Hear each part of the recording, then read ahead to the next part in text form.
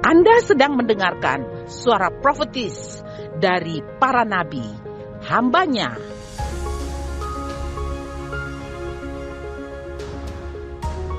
Dengarkanlah dan lakukanlah perintah Tuhan melalui para nabi, maka engkau akan berhasil. Selamat mendengarkan. Baik, kita akan terus belajar kebenaran firman Tuhan, yang mana hari ini kita akan belajar dari Nabi Amos. Kita akan membaca firman Tuhan di dalam Amos pasalnya yang ke-9, ayatnya yang ke-13 sampai ayatnya yang ke-15. Sesungguhnya waktu akan datang, demikianlah firman Tuhan, bahwa pembajak akan tepat menyusul penuai, dan pengirik buah anggur penabur benih. Gunung-gunung akan meniriskan anggur baru, dan segala bukit akan kebanjiran. Amin. Aku akan memulihkan kembali umatku Israel.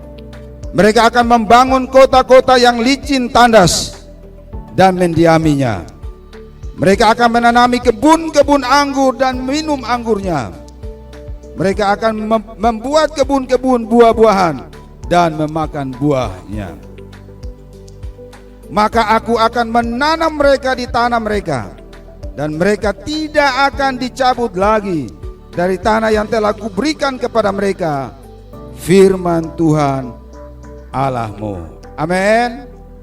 Yes. Ini firman Tuhan tentang janji Tuhan tentang pemulihan. Ketika saya membaca firman Tuhan ini, membaca nubuatan yang diberikan oleh Nabi Amos ini, saya merasakan tergetar.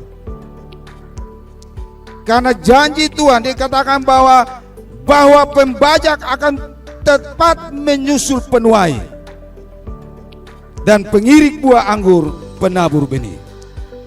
Selama hidup saya belum pernah melihat bahwa orang membajak, kemudian memanen, kemudian lagi sambil memanen tanaman itu bajak lagi, saling susul menyusul. Saya belum pernah melihat seperti itu.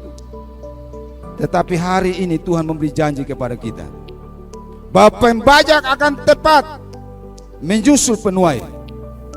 Ini artinya ada sebuah percepatan pelipat gandaan yang akan terjadi. Ini adalah sebuah kecepatan yang Tuhan izinkan itu terjadi di dalam kehidupan kita. Dan saya terlalu percaya bahwa tahun peningkatan supranatural, peningkatan dan percepatan supranatural bukan sebuah tema biasa, tetapi ini sudah dinubuatkan oleh Nabi Amos. Ini sudah dinubuatkan bahwa janji Tuhan, bahwa Tuhan akan memulihkan bangsa Israel. Tuhan akan memulihkan kita, VLC. Tuhan akan memulihkan, dan Tuhan akan membuat sebuah percepatan pelipat gandaan. Penuai, penabur benih akan menyusul penuai. Dan terjadi peningkatan yang sangat supranatural, yang sangat cepat, untuk kita menikmati berkat-berkat yang Tuhan sudah siapkan bagi kita semua. Amin. Ini janji Tuhan yang perlu kita lakukannya. Proses penuai, penabur dan menuai susul menyusul itu berarti bahwa frekuensi penanaman itu begitu banyak, meningkat, yang berakibat dengan hasil yang akan kita panen. Karena frekuensi menanam itu begitu melimpah, begitu panjang, begitu besar, yang diakibatkan dengan adanya hasil panen yang berkelimpahan. Dan ini Tuhan janjikan bagi kita semua. Amin. Tuhan juga menjanjikan bahwa ada peluang-peluang baru yang Tuhan akan berikan kepada kita, berikan kepada orang yang takut akan Tuhan. Peluang-peluang baru ini Tuhan akan izinkan itu terjadi di dalam kehidupan kita semua. Kalau kita baca tadi firman Tuhan, di situ dikatakan bahwa gunung-gunung akan meniriskan anggur baru. Setelah saya merenungkan firman Tuhan, saya bisa membayangkan kita menanam di atas gunung bisa menghasilkan. Ini sesuatu hal yang mustahil. Ini sesuatu yang tidak mungkin secara ilmu pertanian. Kita menanam di atas gunung. Menanam anggur di atas gunung bisa menghasilkan buah anggur. Tetapi bagi manusia itu mustahil. Tetapi bagi Tuhan kita tidak ada yang mustahil. Amin. Tidak ada yang mustahil bagi Tuhan kita. Tuhan kita sudah menyiapkan berkat-berkat yang secara manusia kita tidak sanggup untuk memikirkan bahwa kita mendapatkan hal itu. Dan itu yang disiapkan oleh Tuhan, bahwa gunung-gunung akan meniriskan anggur bagi kita semua. Haleluya. Ini adalah sebuah tahun percepatan, tahun pelipat gandaan yang Tuhan akan limpahkan kepada kita. Ini merupakan janji pemulihan ekonomi yang Tuhan akan wujudkan di dalam kehidupan kita. Ada percepatan dalam peningkatan, dalam penghasilan akan meningkat, sehingga status hidup kita akan berubah. Saya teringat di kampung saya di Osao sana, Osao Pugdale. Iya, saya teringat akan hal ini. Pada awalnya kita hanya harap tanam padi saja. Setelah habis tanam padi selesai sudah. Tetapi setelah berkembangnya waktu, berjalannya waktu, setelah habis panen padi, mereka sudah menyusul dengan bajak untuk membajak untuk tanam jagung. Sehingga peningkatan kehidupan masyarakat di sana mulai berubah. Yang tadinya rumahnya dari bebak dinding, sekarang berubah menjadi tembok. Setelah menjadi tembok, lantainya dari minyak, semen minyak, berubah menjadi keramik. Di rumahnya tidak ada motor, sekarang berubah sudah ada motor.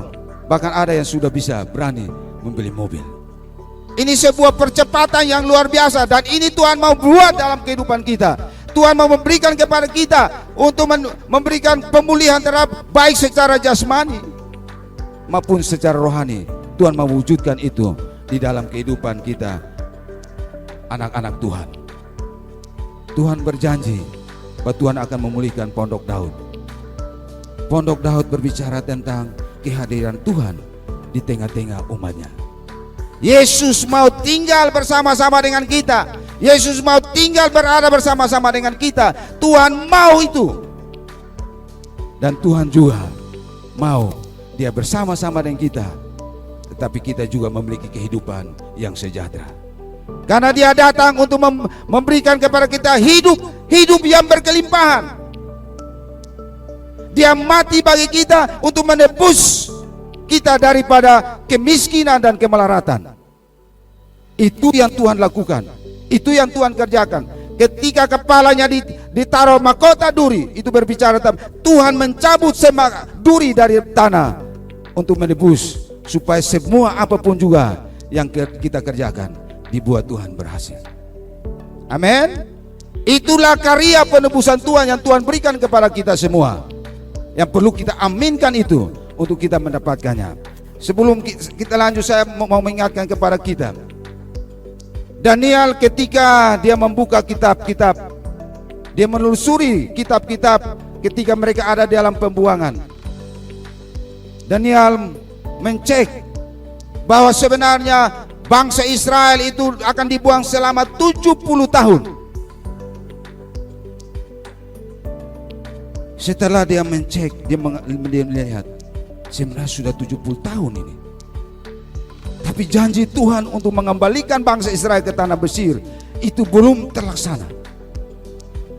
Kemudian Daniel mengambil waktu untuk berdoa.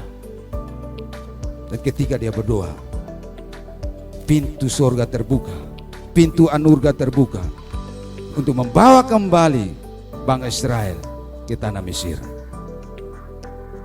Janji nubuatan di Amos ini adalah janji tentang kelimpahan. Kelimpahan di dalam berkat Tuhan. Karunia-karunia Roh Kudus Tuhan akan curahkan kepada jemaat. Berkat jasmani Tuhan akan curahkan kepada kita semua. Tetapi itu bisa diwujudkan kalau kita mau berdoa. Kata membajak itu berbicara tentang doa. Karena apa? Karena semua tanah yang ada bukan merupakan tanah yang siap untuk ditanam. Tidak semua tanah yang ada itu adalah tanah yang baik untuk ditanami benih untuk menghasilkan buah. Yesus memberikan perumpamaan tentang ada 4 jenis tanah, yaitu tanah di pinggir jalan. Tanah di pinggir jalan itu berbicara tentang orang tidak mengerti tentang kebenaran firman Tuhan, sehingga iblis datang dan mencurinya. Tanah berbatu-batu berbicara tentang tidak berakar. Dia bertumbuh sedikit saja dan kemudian ketika datang pencobaan, dia murtad. Tanah semak duri adalah tanah tentang kekhawatiran dunia dan tipu daya kekayaan, membuat yang menghimpit firman Tuhan itu, yang pada akhirnya mati. Tetapi ada satu tanah yang bisa menghasilkan 100 kali lipat, yang bisa menghasilkan 60 kali lipat, yang bisa menghasilkan 30 kali lipat, yaitu tanah yang berisi, tanah yang gembur, tanah yang lembut. Itulah tanah yang bisa menghasilkan 100 kali lipat. Dan untuk mendapatkan tanah yang lembut seperti ini, hanya ada satu cara saja: dibajak. Ada satu rumput yang ketika dia kena air atau tidak pun juga, itu akarnya akan merambat sampai kalau kita bajak, itu traktor itu harus berasap. Itu ada di sawah saya. Iya, karena itu pengalaman ini membuat saya menceritakan bahwa kalau ketika tanah ini kalau kita tidak mengolahnya, itu pertumbuhan dari padi yang kita tanam dan sebagainya itu tidak akan berjalan dengan baik. Tujuan kita membajak tanah adalah supaya kita mendapatkan tanah yang lembut, tanah yang gembur, supaya ketika kita menaburkan benih, akar-akarnya bisa berjalan dengan baik.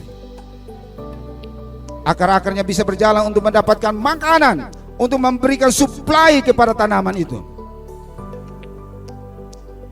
supaya tanaman itu bisa bertumbuh dan baik dan bisa menghasilkan buah yang berkelimpahan. Amin. Karena itu untuk membajak tanah itu hanya lewat doa.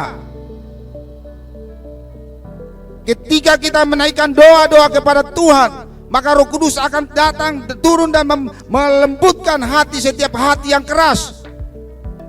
Roh Kudus akan melembutkan hati yang di pinggir jalan, hati yang ada di berbatu-batu. Roh Kudus akan melembutkan semuanya itu, akan menyingkirkan batu-batu yang ada, sehingga tinggal tanahnya dan tanah yang lembut, sehingga kita bisa bertumbuh dengan baik dan bisa menghasilkan buah yang Jadi tujuan kita untuk tujuan membajak tanah adalah untuk mengemburkan tanah atau melembutkan tanah yang akan ditaburkan benih itu, supaya akar-akarnya bisa merambat dengan mudah untuk mendapatkan makanan, untuk bertumbuh dengan baik dan menghasilkan buah yang berkelimpahan.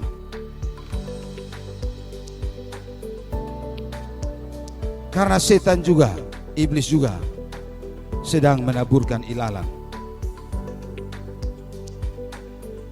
yang membuat hati menjadi keras, yang membuat hati tidak lembut, membuat hati yang menolak kebenaran firman Tuhan. Itu karena iblis sedang menaburkan ilalang ke dalam dunia ini. Ilalang itu tanpa diairi pun dia akan bertumbuh. Ilalang itu tanpa diairi pun ilalang itu akan bertumbuh. apalagi diairi. Apalagi diairi, ilalang itu akan lebih merambat lagi. Nah, untuk supaya kita bisa menghambat perjalanan ilalang itu, hal yang perlu kita lakukan adalah kita harus membajak. Kita harus berdoa. Karena tanpa doa, kebangunan rohani tidak akan terjadi. Tanpa doa, penuaian tidak akan terjadi. Tanpa doa, kita tidak bisa melihat kuasa mujizat itu terjadi. Tanpa doa. Karena itu kita harus bersungguh-sungguh untuk berdoa. Firman Tuhan di dalam Lukas 18 ayat 1, di situ dijelaskan bahwa Yesus mengatakan suatu perumpamaan kepada mereka untuk menegaskan bahwa mereka harus selalu berdoa dengan tidak jemu-jemu. Yesus mengatakan suatu perumpamaan kepada VLC untuk menegaskan kepada VLC bahwa VLC harus selalu berdoa dengan tidak jemu-jemu. Amin. Kalau bos bilang begini, saya tegaskan dengan kau kalau masih terlambat besok, kau datang tidak perlu datang lagi. Kau tidak perlu datang lagi. Saya tegaskan kepada engkau ya, kalau tidak menyelesaikan pekerjaan ini, besok kau datang, tinggal terima surat pemecatan. Karena itu sama seperti itu. Yesus menegaskan kepada kita supaya kita harus sungguh-sungguh berdoa, supaya kita bisa melihat mujizat terjadi, bisa melihat kegerakan Allah terjadi. Doa itu sangat penting. Minggu yang lalu, hari Minggu itu Bapak Penatua John Deus Dedit sudah menyampaikan sebuah kisah tentang seorang pemuda yang bernama Evan Roberts. Ketika dia bertobat umur 13 tahun, dia memberi dirinya untuk berdoa, bergumul. Doa yang dinaikkan selama 11 tahun. Jadi ketika dia berumur 24 tahun, dia melihat sebuah kebangunan rohani yang luar biasa. Dia melihat bahwa di Inggris itu tidak perlu ada polisi lagi, karena kejahatan sudah diberantas lewat doa.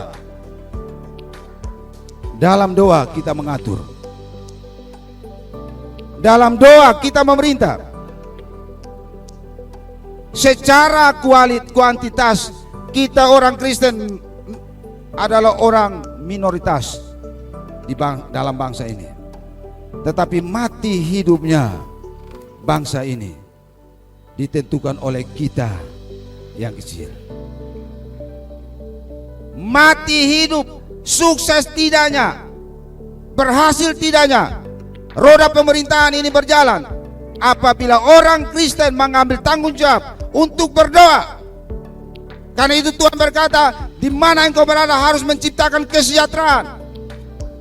Lewat apa? Lewat doa.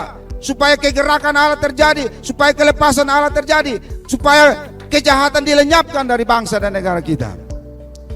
Saya bersyukur hampir sudah 3 kali doa-doa yang dinaikkan di Menara Mendo itu. Tuhan, kami berdoa supaya tanah di NTT ini menjadi subur.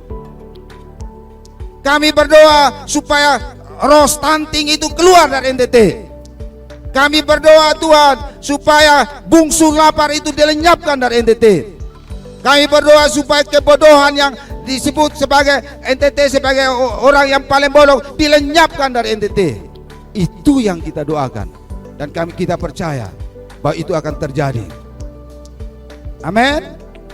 Doa memberikan kelepasan, doa memberikan kelegaan, doa memberikan apa yang Tuhan mau untuk kita kerjakan, untuk kita lakukan. Hanya dengan doa. Hanya dengan doa kebangunan rohani pasti terjadi. Hanya dengan doa penginjilan akan terjadi. Hanya dengan doa utusan misi akan terjadi. itu hanya dengan doa. Haleluya. Doa adalah segala-galanya. Amin. Karena itu Tuhan Yesus menegaskan kepada kita supaya kita harus bersungguh-sungguh berdoa. Kisah tentang tadi dari Lukas 18 itu kisah tentang hakim yang lalim dengan seorang janda. Janda ini adalah tipe gereja. Berbicara tentang gereja. Gereja Tuhan yang pantang menyerah. Gereja Tuhan yang punya optimis. Gereja Tuhan yang punya jiwa besar. Gereja Tuhan yang tidak pasrah dengan keadaan. Tidak mundur dengan situasi kondisi apapun juga. Untuk menuntut haknya. Janda ini tidak pernah mundur selangkah pun. Walaupun dia tahu bahwa hakim itu adalah hakim yang jahat, yang tidak takut akan Tuhan. Tuhan saja hakim itu tidak takut, apalagi manusia. Alkitab mencatat bahwa dia tidak takut Tuhan dan dia juga tidak menghormati seorang manusia pun. Tapi dia belum tahu bahwa janda ini adalah seorang anak Tuhan. Janda ini adalah gereja Tuhan yang tanpa menyerah untuk meminta, memperjuangkan haknya. Janda ini tidak akan tergoyah sedetik pun sampai haknya dia dapatkan. Dan Alkitab menceritakan kepada kita bahwa pada akhirnya si hakim yang lalim itu menyerah. Pada akhirnya kejahatan akan menyerah.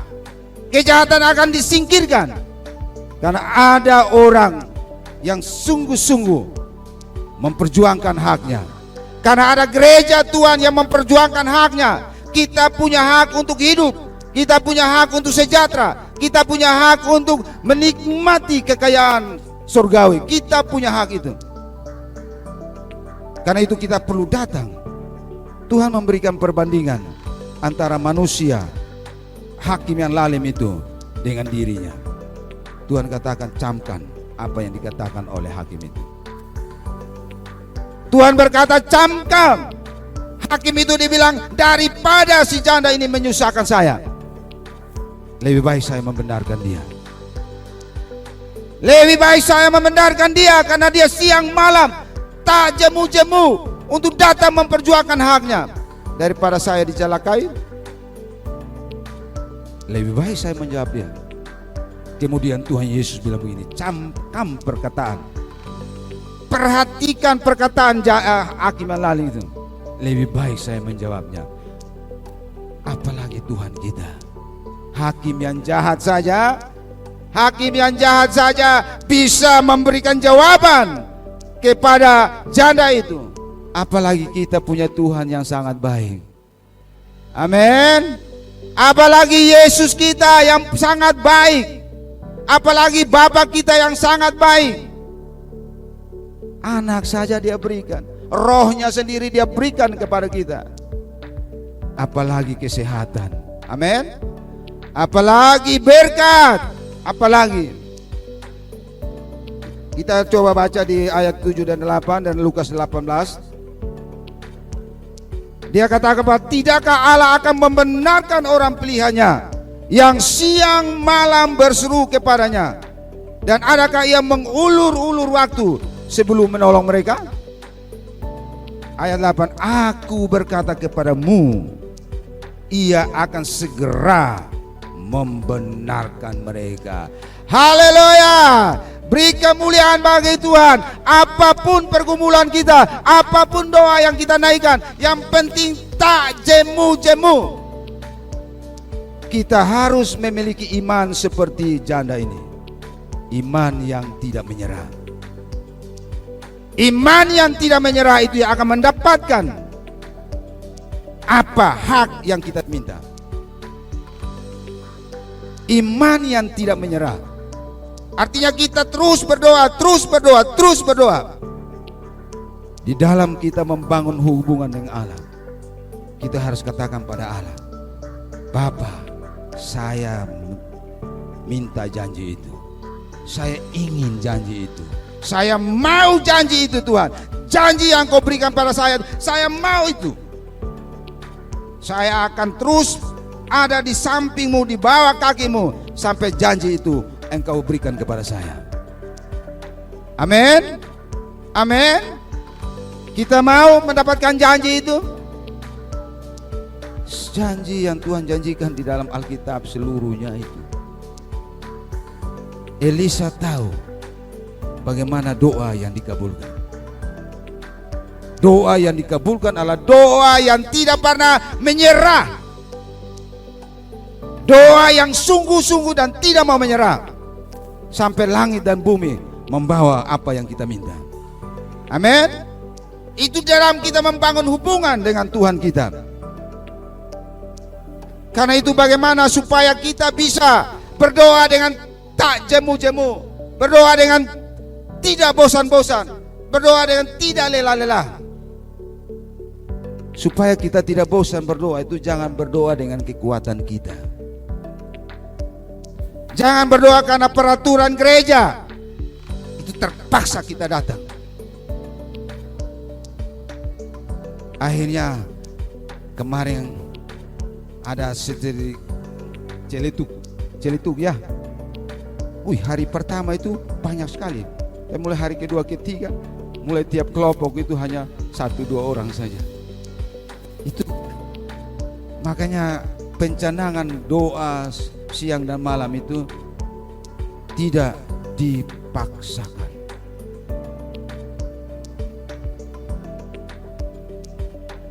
Tetapi anugerah. Harus karena anugerah. Harus karena kasih karunia. Jangan karena Taurat. Jangan karena tradisi.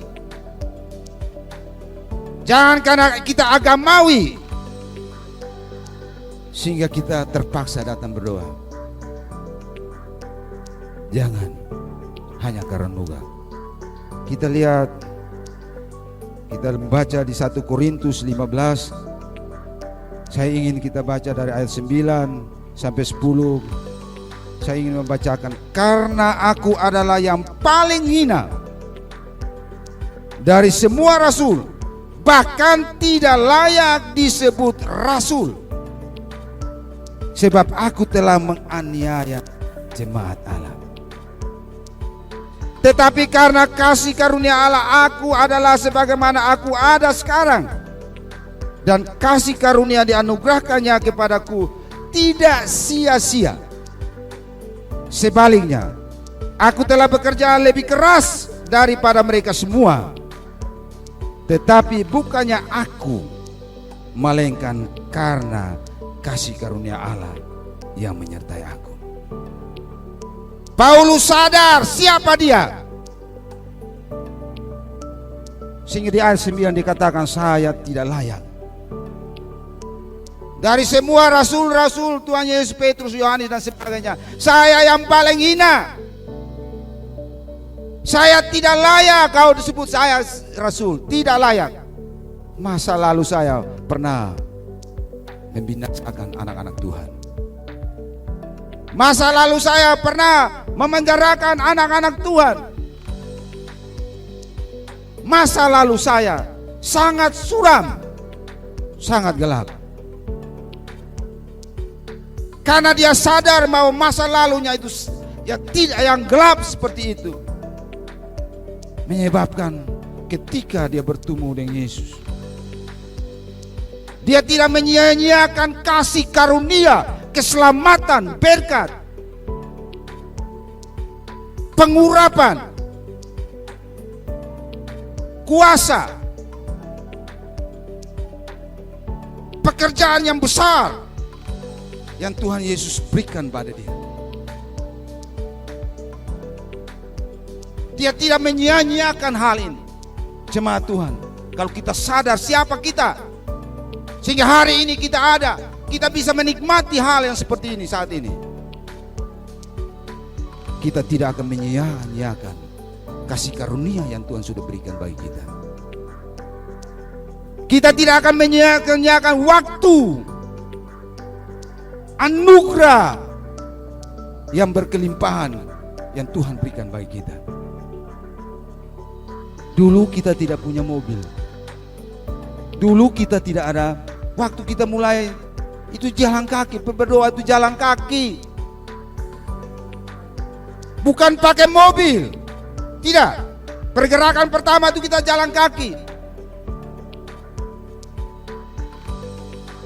Banyak semua ada di sini menjadi saksi. Kita mahasiswa semua, duit tidak ada. Tetapi kami menyadari keselamatan yang Tuhan. Ini ada Ibu Emi, salut. Itu sampai jam 6, 7, 8 malam itu tidak ada lagi mobil ke Baku Nasir. Mereka perempuan jalan kaki karena cinta akan Tuhan. Karena mereka sadar bahwa kasih karunia pengampunan yang mereka dapatkan itu tidak sebanding dengan jalan kaki. Zaman itu juga Yesus jalan kaki saja. Amin. Yesus jalan kaki. Tuhan sudah kasih kita fasilitas. Mari kita manfaatkan waktu yang ada ini. Kita harus melihat bahwa kegerakan Allah harus terjadi. Nubuatan ini perlu terjadi. Even Robert hanya menggunakan satu ayat saja. Mintalah, maka kamu akan mendapat. Hanya itu saja. Ketuklah pintu, maka pintu akan dibukakan. Dia ketuk pintu terus, dia ketuk selama 11 tahun. Dan Tuhan membukakan pintu. Tadi, amin, amin.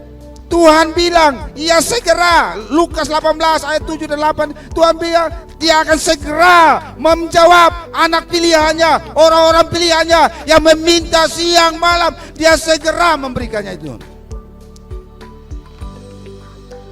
Wow. Kita mau melihat percepatan itu. Ini percepatan, tema ini bukan sebuah tema biasa, tema agamawi. Tapi tema sesuai dengan nubuatan firman Tuhan di dalam Amos itu. Karena anugerah itu, Paulus bekerja keras. Paulus berdoa dengan keras. Paulus menginjil dengan keras. Paulus memuridkan dengan keras. Paulus memperhatikan jiwa-jiwa dengan keras. Paulus lakukan dengan sungguh-sungguh, tanpa memikirkan risiko yang akan dihadapi. Bahkan dia bilang, dia rindu mengalami apa yang pernah dialami oleh Yesus. Sudahkah kita sampai pada tingkat ini? Mari kita beri anugerah kasih karunia yang Tuhan berikan kepada kita. Jangan kita sia-siakan. Karena kita lakukan semua segala sesuatu dengan anugerah, kita akan menikmatinya. Kita akan enjoy. Kalau seorang anak, kalau dia bermain game, kan itu bagian dari keinginan, itu bagian dari hobinya, itu bagian dari kesenangannya. Kita ganggu dia, dia akan marah kita. Amin. Baiklah kita datang berdoa, itu merupakan sebuah kenikmatan, bukan sebuah keterpaksaan. Sehingga waktu kita masuk di Mendo itu kita enjoy, sehingga berdoa sampai harus kasamus SMS. Kak, sudah lewat 4 menit. Kak, itu sudah lewat 30 menit. Iya. Kemudian kita baru sadar, oh ya betul. Ya, yang lain juga kemarin karena lewat, kemudian yang masuk lewat, aduh Kak, ini sudah ambil kita punya nih, sudah lewat ini kita punya nih. Ya, mereka juga berjuang, mereka juga berusaha untuk mendapatkan berkat. Karena semua orang yang berdoa pasti Tuhan menjawabnya. Amin. Haleluya. Tanpa doa kita tidak akan menikmati. Walaupun kita punya segalanya, tetapi ada kekeringan dalam hati kita yang kita tidak menang.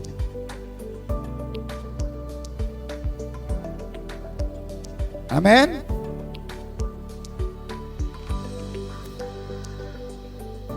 Supaya kita bisa menikmati selain kasih karunia, kita harus punya tujuan. Tadi Bapak John sudah menjelaskan dengan luar biasa. Kita harus punya tujuan dalam berdoa. Kenapa perempuan janda itu tidak berhenti, tidak jemu-jemu untuk datang kepada hakim? Karena dia punya tujuan, haknya. Itu tujuannya. Karena itu dalam memperjuangkan haknya, dia tidak pusing kamu punya pangkat, jabatan, presiden atau apapun juga, dia tidak takut. Yang penting haknya. Kita harus datang seperti itu. Kita punya hak menikmati, kan kita ahli waris kerajaan Allah. Amin. Kita ini adalah ahli waris kerajaan Allah. Saya secara renungkan ini, kok ahli waris kok hidupnya seperti ini? Iya, pada bapak kita kaya. Kalau kita bisa pakai perumpamaan atau kata-kata bijak orang berilmu, dia bilang ini, tikus mati di lubung padi. Iya. Kenapa kita seperti tikus mati di lubung padi? Oh, kita tidak minta Bapa. Bapa itu maha tahu. Tetapi kalau kita tidak minta, dia tidak akan kasih. Dia pikir kita semua sudah oke-oke saja. Ya kau ya. Kan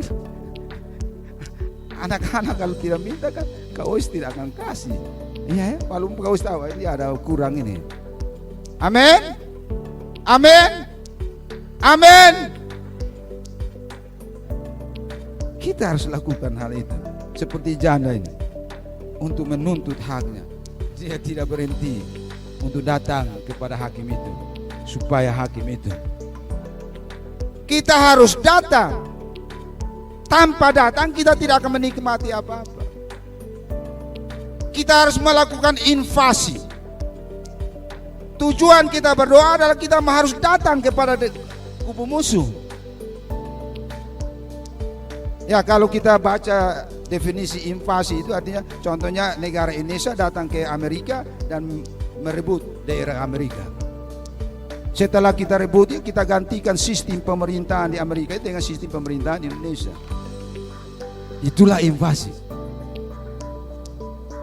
Jadi kita harus datang kepada teritorial daerah musuh. Tujuannya apa? Supaya kita menggantikan sistem pemerintahan musuh itu, yaitu korupsi, kolusi, nepotisme dan sebagainya itu. Kemelaratan kita gantikan dengan sistem pemerintahan surga. Supaya kita bisa menikmati berkat-berkat surga dalam kehidupan kita. Nah, bagaimana kita menginvasinya? Lewat doa salah satunya. Karena ketika kita berdoa secara iman, kita bersatu dengan Bapa di surga untuk memerintah bangsa dan negara ini. Pak Robert menceritakan kepada Bapak John, kemudian Bapak John ceritakan kepada kami bahwa tahun Indonesia tidak impor beras karena ada sekelompok orang yang berdoa. Dan dia sarankan, kita mau lihat NTT ini keluar dari keterpurukan dan sebagainya. VLC, mari kita ambil. Mari kita berdoa supaya kemelaratan, kemiskinan yang disebut dengan NTT ini adalah Nusa tidak tentu itu tidak terjadi. Hari Rabu berapa hari yang lalu Ibu Ita berdoa, stunting kita adalah urutan ketiga ya Ibu ya. Berdasarkan data statistik provinsi, stunting itu kita, apakah kita orang Kristen senyum-senyum karena kita sudah tidak stunting lagi? Karena kita sudah diberkati sehingga hidup kita penuh dengan gizi-gizi, sehingga tidak ada pusung lapar, ya kita biarkan dia.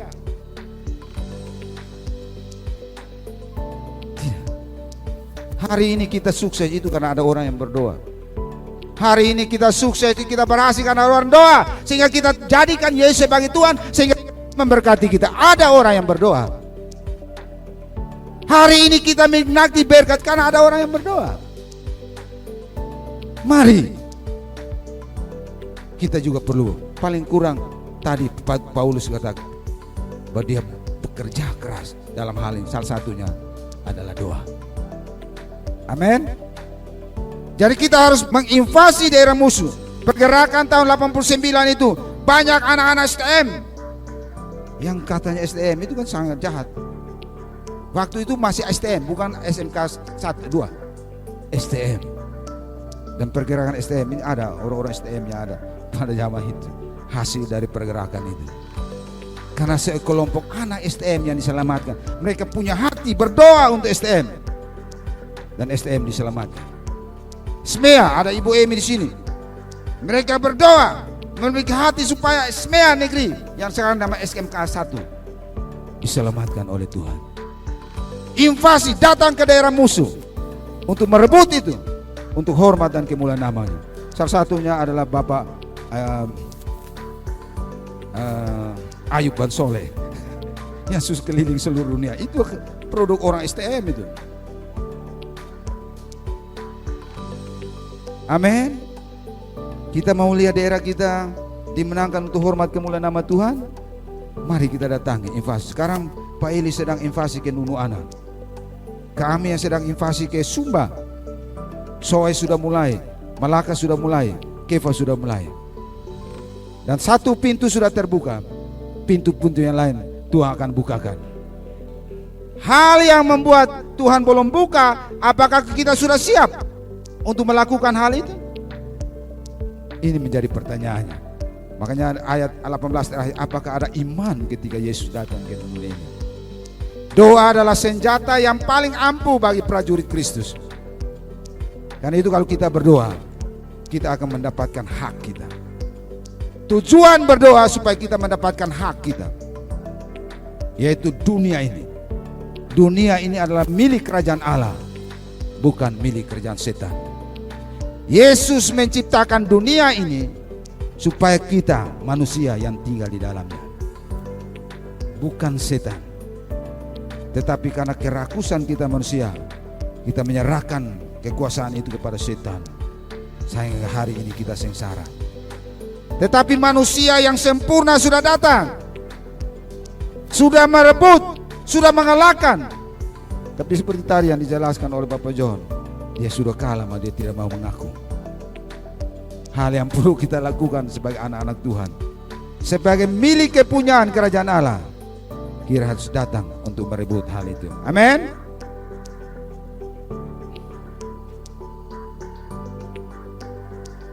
Hak-hak kita, benih-benih yang baik, benih yang baik yang sudah Tuhan taburkan itu.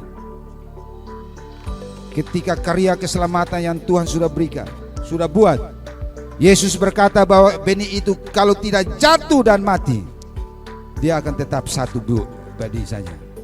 Dan dia sudah jatuh dan mati, hasilnya ini saya, kita semua.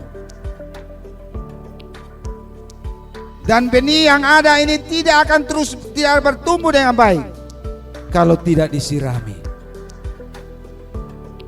Makanya kepada hari ada seorang anak Tuhan, jemaat Tuhan bilang, berdoa. Kita berdoa untuk para pemimpin Tuhan yang selama ini selalu berdoa buat kami supaya kami tetap kuat. Ya Umbu, supaya jemaat Tuhan tidak direbut oleh setan, iblis dan Lucifer. Terima kasih Tuhan, beri kekuatan kepada para pemimpin supaya mereka terus sehat, kuat, supaya mereka berdoa untuk kita dan amin. Iya, mereka yang berjaga-jaga terhadap jiwa-jiwa para jemaat. Ya, pendeta sudah doa, kita semua harus berdoa. Amin. Kita mau supaya anak-anak kita semua baik-baik, sehat-sehat dan sebagainya. Mari berhasil, sukses, mari kita mengambil bagian dalam doa. Jadi waktu kita berdoa harus punya tujuan, karena dengan tujuan yang kita miliki itu membuat kita bersemangat, karena kita tahu bahwa tujuan itu akan mensejahterakan hidup kita. Amin. Haleluya. supaya kita juga tidak berdoa dengan jemu-jemu. Kita harus berdoa dengan konsisten. Kita harus berdoa dengan terus menerus, tanpa berhenti, sampai tuntutan kita dikabulkan oleh Tuhan kita. Mengapa kita harus berdoa dengan konsisten? Karena seperti benih itu, benih baik yang sudah ditaburkan oleh Yesus itu tidak akan bertumbuh kalau tidak diairi dengan air secara terus menerus sesuai dengan takaran. Ya, saya teringat Bapak mantan Bupati Kupang. Waktu itu beliau sebagai DPD memperjuangkan, karena dia dulu di Kabupaten Kupang, jadi kita di Kabupaten Kupang itu kan daerah persawahan. Dan sebagai anggota DPD dia berjuang di PU untuk mendapatkan proyek irigasi. Kita ada buat sawah baru di sana. Karena beliau melihat bahwa cara irigasi kita ini tidak efektif. Air datang ikut selokan besar di jalan terus sampai sana. Siapa yang sawahnya dekat dengan air dia menikmati, yang jauh di sana selamat sudah. Sampai hari ini teman guru saya dia bilang, "Bapak, sampai hari ini saya tidak dapat air itu." Ya sudah puluhan tahun saya sudah menikmati hasil sawah saya itu, tetapi ibu ini belum, karena pengairannya belum sampai. Dan Pak mantan Bapak Bupati ini melobi itu proyek, tujuannya supaya menggunakan sistem pengairan seperti yang dilakukan oleh bangsa Israel. Pengairannya, ukuran takarannya harus pas, sesuai waktu mengairi, waktu tidak mengairi, itu diukur sehingga air tidak terbuang dengan percuma, menyebabkan bukan saja tanaman kekeringan, tapi kita manusia juga kekeringan karena air datang masuk di dalam bandungan, dia kasih keluar langsung masuk di dalam laut, tidak ada hasilnya. Dan itu sudah disampaikan sebagai perwakilan daerah, disampaikan, tinggal respon dari pemerintah. Dan belum terjadi karena orang Kristen tidak ada yang berdoa. Iya, kalau pengairan itu terjadi, saya yakin dan percaya surplus terjadi di mana-mana, kelimpahan terjadi di mana-mana. Kita lihat bangsa Israel itu, yang sudah di Israel kan sudah bisa menyaksikan dengan mata sendiri, memikirkan dengan kepala, bukan melihat dengan mata kepala. Amin, amin. Kita harus melakukan ini. Gereja yang tidak konsisten dalam doa tidak bisa melihat kegerakan Allah, tidak bisa melihat tuayan-tuayan, tidak bisa melihat. Awal pertama dengan doa. Yesus bergumul menang di Taman Getsemani sehingga keselamatan ini terjadi. Ketika Yesus naik ke surga, Yesus bilang pada murid-muridnya, jangan tinggalkan Yerusalem anak-anaknya. Doa. Minggu lalu saya tahu itu 10 hari atau berapa hari, tapi baik Tuhan hanya kasih 10 hari. Tidak seperti Evan Roberts. Kegerakan baptisan Roh Kudus di Soe tahun 65 bulan September, itu karena ada sekelompok orang yang berdoa di gereja Maranatha, sehingga pencurahan Roh Kudus terjadi dan lapatan awal terjadi, sampai hasilnya Pak Meltari ada di Amerika sana untuk memberkati bangsa Amerika. Bukan Amerika saja yang datang memberkati kita, tapi kita juga.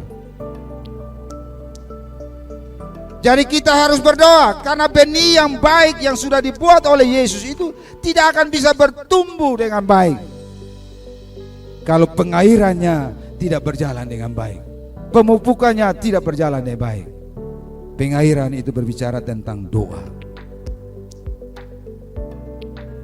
Karena lalang itu tanpa disiram dia akan terus bertumbuh. kejahatan itu tanpa dipupuk, tanpa disiram pun dia akan bertumbuh, apalagi dipupuk. Jangan main-main, gereja setan itu juga berdoa. Mereka juga penginjilan. Coba dengar kisah tentang Mongol itu.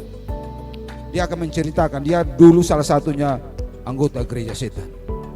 Mereka juga berdoa, mempersembahkan korban. Mereka melakukan invasi.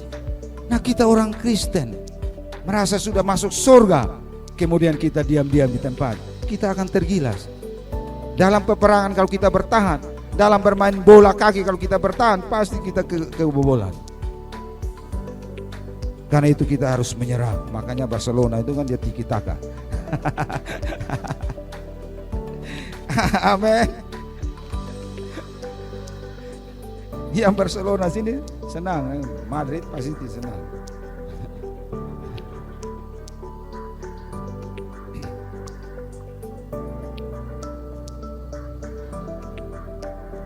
Rahasia doa yang konsisten ini juga diketahui oleh Daniel.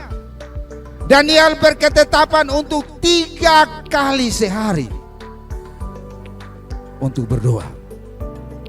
Hasil daripada 3 kali sehari untuk dia berdoa, setiap kali pergantian kepemimpinan Daniel pasti jadi menteri.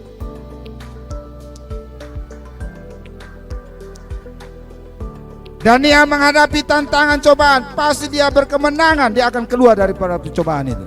Bukan berdoa tidak ada cobaan, tidak. Tapi cobaan yang datang itu membuat kita bukan kalah, tetapi berkemenangan. Dalam kesibukan Daniel sebagai pemimpin, dalam situasi apapun juga, karena dia sudah berketetapan di hadapan Tuhan bahwa 3 kali sehari dia berdoa, dia akan tinggalkan segala kesibukan itu untuk datang berdoa. Ya, kita baca di Daniel 6 ayat 11. Demi didengar biar bahwa surat perintah itu telah dibuat, pergilah ia ke rumahnya. Dalam kamar atasnya ada tingkap-tingkap yang terbuka ke arah Yerusalem. 3 kali sehari ia berlutut, berdoa, serta memuji Allahnya seperti yang biasa dilakukannya. Ini yang dilakukan oleh Daniel, sehingga dia sukses, dia berhasil di dalam hidupnya, karena dia punya komitmen untuk 3 kali sehari bersekutu dengan Bapanya di surga.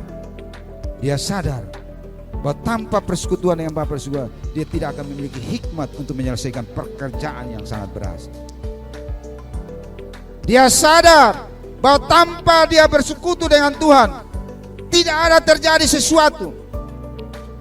Dia sadar bahwa kalau dia tidak bersekutu dengan Tuhan, pasti emosinya naik. Ya, kita biasa punya pengalaman. Kalau doanya kurang, pasti botol-botol itu akan lebih banyak. Kalau doanya kurang begitu. Nah, baik saya, baik istri, baik anak-anak, sama saja. Amin. Iya. Kalau kita kurang di hadirat Tuhan, seperti Yesus, saya terlalu yakin bahwa Tuhan Yesus tidak akan bisa membangkitkan Lazarus kalau dia sebelum dia membangkitkan, dia harus bersekutu dengan Tuhan. Makanya dia bilang dia tidak bisa melakukan apapun juga tanpa melihat Bapa melakukannya. Yesus saja bergantung kepada Bapanya, apalagi kita anak-anak Yesus. Amin. Apalagi kita anak-anaknya harus lebih lagi bergantung kepada Yesus, bergantung kepada Bapa. Kalau kita mau melihat mujizat itu terjadi, kita harus melihat apa yang Bapa lakukan dan kita lakukan, pasti mujizat terjadi. Sama juga dengan Elisa, dia sungguh-sungguh berdoa sehingga dia bilang hujan 3 tahun tidak muncul, tidak datang, hujan 3 tahun tidak datang. Dia bilang hujan datang, hujan pun datang. Bagaimana Elia bisa melakukan hal ini? Karena dia lihat apa yang Bapa minta untuk dia lakukan. Jemaat Tuhan ini bisa melakukan hal yang seperti itu kalau kita semua mau ada di hadapan hadirat Tuhan. Kita semua mau ada di hadirat Tuhan untuk melihat apa yang Bapa mau kita kerjakan. Dan ketika kita melakukan seperti apa yang Bapa mau, itu pasti terjadi. Itu pasti terlaksana. Itu pasti tergenapi di dalam kehidupan kita. Karena itu berdoa dengan sungguh-sungguh perlu kita lakukan, dengan konsisten perlu kita lakukan, sampai janji-janji itu, hak-hak kita, Tuhan wujudkan di dalam kehidupan kita. Supaya kita tidak bosan berdoa, kita harus berdoa dengan penuh strategi. Dalam perang juga kita harus ada strategi, dalam doa kita pun perlu ada strategi. Satu kali Mama Mercy bilang sama Bapak John, kita sudah ini sudah tidak seperti dulu lagi. Doa semalam itu dari pagi sampai pagi kita bisa bertahan. Sudah ini su encok ini. Baru omong begitu, Tuhan tahu isi hati kita, mengutus Pak Robi datang. Sudah tidak ada waktu lagi. Kita berdoa itu bukan lamanya, bukan lamanya kita berdoa, berapa jam yang kita berdoa secara konsisten. Itu yang sangat penting. Dan strategi yang diambil adalah 15 menit saja. Jemaat Tuhan yang terkasih, 15 menit. Apakah kita tidak punya waktu hanya 15 menit? Ketika kita main Facebook, berapa menit yang kita bermain? Hanya 15 menit. Ya Pak Mas. Amin. Tapi jangan terpaksa biar 15 menit. Jangan. Karena hati yang terpaksa Tuhan tidak dengar. Datang dengan penuh sukacita. Datang dengan penuh kegairahan. Setelah 15 menit kita nikmati. Ini minggu depan saya tambah 15 menit lagi. Jadinya 30 menit. Setelah 30 menit kita rasa, ini kurang waktunya, tambah 15 menit. Jadilah 45 menit. Setelah 40 menit kita berdoa, kita ini terlalu kurang ini. Tambah 5 menit, coba tambah 5. Jadilah 1 jam. Itulah patokan Tuhan Yesus. Amin. Amin. Itu patokan Tuhan. Kemudian kita bisa menikmati. Saya pernah baca satu kisah seorang hamba Tuhan. Ketika sudah mau berkhotbah begini, sebelum berkhotbah dia sampaikan pada koster, nanti tolong panggil saya di ruang penetua, saya sedang berdoa. Berdoa pimpin pujian, pimpin semua khotbah. Pak koster melihat, dia kaget. Dia terkejut karena si hamba Tuhan ini waktu dia lihat penuh kemuliaan, dia takut untuk mengetuk. Dia kembali datang. Ya, jadi pemimpin pujian Pak Marse harus menyanyi terus begitu supaya bagaimana, supaya mengulur-ulur waktu. Kemudian Pak Marse main mata. Pergilah dia lihat dari kunci. Dia takut untuk kasih bantu. Dia kembali datang. Papa saya heran, dia pulang datang, tidak ada si hamba Tuhan. Akhirnya terpaksa dia kasih. Kemudian si hamba Tuhan, baru setengah jam kau sudah kasih bangun saya masih nikmati, saya masih enjoy, saya masih suka membangun hubungan yang baik. Kok kau sudah bapak sudah waktu untuk berkhotbah. Dia lakukan dengan senang hati. Kalau terpaksa kan orang kan suruh kelas high toh, tanpa berdoa juga ngomong pas semua kan. Kalau kita mulai kaku-kaku sedikit.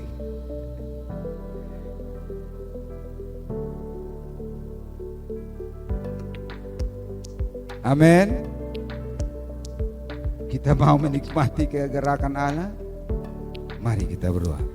Strateginya 15 menit. 15 menit. Coba 15 menit. Coba dengan penuh sukacita. Coba datang 15 menit. Mulai hari Jumat. Ini hari Jumat dan hari Sabtu itu bukan hanya 1 bulan 1 kali, tidak. Setiap minggu. Sudah berjalan. Setiap minggu, hari Jumat dan hari Sabtu, saya umumkan kepada semua jemaat, datang dengan sukacita, jangan terpaksa. Hari Jumat jam 18.00 sampai jam 12.00. Kemudian hari Sabtunya 00 sampai jam 18.00. Itu ada waktu 15 menit juga datang, tidak apa-apa. Coba saja. Siapa tahu suka. Amin. Coba saja, siapa tahu senang. Coba saja. Biasa kalau kue dicoba, kalau enak pasti borok. Nah. Amin. Pasti borok. Oke, saya tutup dengan satu cerita. Ceritanya di dalam Alkitab. Satu kali Raja Aram namanya Ben-Hadad, dia mengepung seluruh kota Samaria. Dia kepung sehingga terjadi kelaparan di dalam kota Samaria. Satu kepala kuda itu 80 sikal perak. Kalau 30 perak saya sulit 1,5 M ya. Ini 80. Alkitab bilang 80. Saya tadi coba lihat di Google, kursnya 20, satu sikal itu $20. Berarti kalau 80 itu 1.600.000 ya. Satu kepala kuda 1.600.000. Makan 2 kali saya pun gaji habis buang. Kemudian ada janda 2 datang menghadap Raja Israel. Kami 2 sudah kompromi untuk memakan anak-anak kami. Yang ini satu saya sudah kasih untuk makan. Besoknya saya bilang bunuh anakmu untuk kita makan, dia tidak mau lagi. Kemudian raja bilang, kalau hari ini Elisa kepalanya tidak dipotong, jangan panggil saya Ahab. Kemudian dia pergi cari Elisa. Dia katakan pada Elisa, segala peristiwa ini kita mengalami kelaparan ini karena Tuhan. Raja mempersalahkan Tuhan. Padahal raja menyembah Baal yang menyebabkan peristiwa itu terjadi.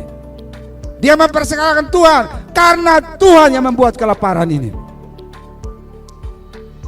Kemudian Elisa menyampaikan firman Tuhan. Bapak Raja,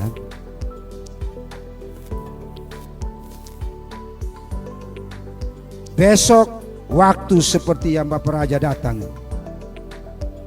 mungkin saya bacakan firman-Nya.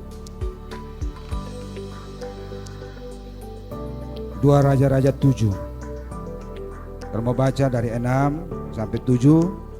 Lalu berkatalah Elisa, dengarlah firman Tuhan. Beginilah firman Tuhan, besok kira-kira waktu ini sesuka tepung yang terbaik akan berharga sesikal, dan 2 sukat jelai akan berharga sesikal di pintu gerbang Samaria. Ayat 2, tetapi perwira yang menjadi ajudan raja menjawab abdi Allah, katanya, sekalipun Tuhan membuat tingkap-tingkap di langit, masakan hal itu mungkin terjadi? Jawab abdi Allah, sesungguhnya engkau akan melihatnya dengan matamu sendiri, tetapi tidak akan makan apa-apa padanya. Ayatnya ke-16 dikatakan, maka keluarlah penduduk kota itu menjarat tempat perkemahan orang Aram. Karena itu sesuka tepung yang terbaik berharga sesikal, dan 2 sukat jelai berharga sesikal sesuai dengan firman Tuhan. Adapun raja telah menempatkan perwira yang menjadi ajudannya itu mengawasi pintu gerbang, tetapi rakyat menginjak-injak dia di pintu gerbang. Lalu ia mati sesuai dengan perkataan abdi Allah yang mengatakan pada waktu raja datang kepada dia. Ini nubuatan yang Tuhan sudah berikan kepada Amos, kepada kita semua. Hari ini firman Tuhan disampaikan, itu berarti nubuatan ini bagi kita. Ketika Yesus membaca kitab Taurat itu, di situ dikatakan Roh Tuhan Allah ada padaku. Kemudian Yesus berkata, hari ini firman Tuhan itu digenapi.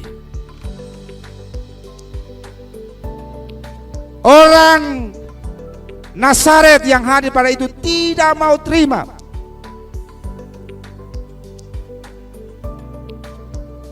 Hari ini firman Tuhan ini datang kepada kita. Tahun percepatan dan peningkatan supranatural. Itu bukan sebuah tema sebuah gereja, tetapi itu hati Tuhan. Hati Tuhan untuk kita. Kita yang tidak percaya, kita akan seperti ajudan ini. Kita akan melihat pergerakan itu. Kita akan melihat perubahan dan perekonomian. Kita akan melihat kehadiran Tuhan dalam mujizat dan segala macam. Kita hanya menikmati dari jauh, tetapi kita tidak akan menikmati. Kita akan melihat dari jauh. Setiap kita yang mengambil bagian, Tuhan akan limpahkan hal itu kepada kita. Marilah kita jangan seperti ajudan sok tahu itu. Mari kita punya hati seperti Elisa, yang melihat bahwa sesukat satu sikal. Kita harus melihat bahwa kita akan mengalami perubahan-perubahan. Status hidup kita akan berubah karena Tuhan memberkati kita. Kita harus melihat bahwa NTT ini akan, segala kejahatan yang di NTT, segala label-label yang diberikan kepada NTT, itu akan dilenyapkan dari NTT. Dan kebenaran, label kebenaran firman Tuhan, itu yang akan dipakaikan bagi kita. Itu dimulai daripada kita sebagai gereja Tuhan. Tuhan sudah memilih kita menjadi orang pilihan, dan Tuhan tidak tahan untuk menjawab apa yang menjadi permintaan kita. Mari kita berdoa. Jemaat Tuhan yang saya kasihi, Bapa kita Yesus Kristus Tuhan selalu merencanakan yang terbaik bagi hidup kita. Dia sudah memberikan anaknya, bahkan dia memberikan rohnya sendiri, hidupnya sendiri kepada kita. Yesus datang supaya kita memiliki hidup dalam kelimpahan. Dan dia sudah berjanji di dalam Amos bahwa menabur dan menuai itu susul menyusul. Akan terjadi pelipat gandaan dalam penghasilan, dalam pendapatan, dalam segala hal. Itu janji Bapa kita Yesus Kristus Tuhan yang sudah berjanji. Apa yang dia janjikan itu pasti dia genapi dalam hidup kita. Dia rindu bersekutu dengan kita. Dia menciptakan kita supaya kita memiliki persekutuan yang intim dengan dia. Dia menciptakan Taman Eden supaya kita menikmati Taman Eden ini dan bersekutu dengan dia di dalam Taman Eden. Itu kerinduan hati Bapa kita. Dia rindu sekali. Karena itu saya mendorong kita semua, mari kita datang. Ketika Salomo mentabiskan bait Allah, Yesus Bapa kita berkata, Kalau orang Israel berdosa dan kemudian mereka kembali datang merendahkan diri di tempat ini, mereka berseru berdoa, Yesus akan mendengar. Ada tempat mendo yang sudah disiapkan. Mari kita luangkan 15 menit saja waktu kita. Kita mengambil waktu-waktu yang ada sesuai dengan kebutuhan kita, supaya pekerjaan kita di rumah tidak terganggu, kesibukan kita tidak terganggu. Kita manfaatkan waktu yang ada yang sudah disiapkan ini untuk kita datang bersekutu dengan Bapa, untuk memiliki kerinduan supaya NTT dipulihkan, sekolah-sekolah dipulihkan dan sebagainya. Tanah-tanah pertanian, usaha pertanian, peternakan, perikanan dipulihkan Tuhan. Bisnis-bisnis kita dipulihkan, dilipat gandakan. Bahkan ada proyek, ada bisnis yang baru, peluang-peluang usaha yang baru. Tuhan wujudkan itu di dalam kehidupan kita. Mari kita ambil bagian. Mari kita tetapkan bahwa doa ini merupakan hal yang permanen sampai Yesus datang kembali. Ini umat-Mu Tuhan.